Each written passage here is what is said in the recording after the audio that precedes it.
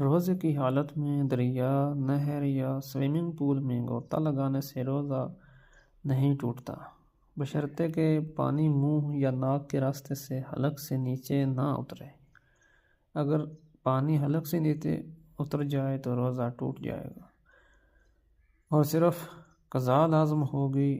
اگر غوطہ لگانے کے بعد اپنے ارادہ سے پانی حلق سے پیٹ میں اتار لیا تو روزے کی قضاء کے ساتھ کفارہ بھی لازم ہوگا۔ لہٰذا جو شخص تیراکی اچھی طرح نہ جانتا ہو اسے روزے کی حالت میں احتیاط کرنی چاہیے، کیونکہ اگر بندہ تیر سکتا ہے تو اس کے ناک میں یا منہ میں پانی جانے کا خطرہ نہیں ہوتا، لیکن اگر بندے کو تیرنے کی سمجھ نہیں ہے، اتنا اچھا تیراک نہیں ہے وہ، تو اس کو چاہیے کہ غوطہ لگانے سے پرہیز کرے یا دریا میں نہانے سے، نہر میں نہانے سے پرہیز کرے۔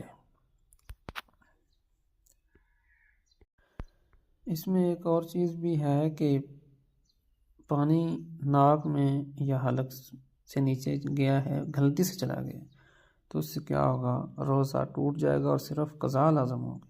لیکن اگر غوطہ لگانے کے بعد پتہ چل گیا کہ پانی جا رہا ہے منہ میں یا ناک میں تو بندہ اس کو نہیں روکتا، ارادے سے آگے جانے دیتا ہے، تو اس سے پھر کیا ہوگا؟ روزے کی قضاء کے ساتھ اس کا کفارہ بھی لازم ہوگا۔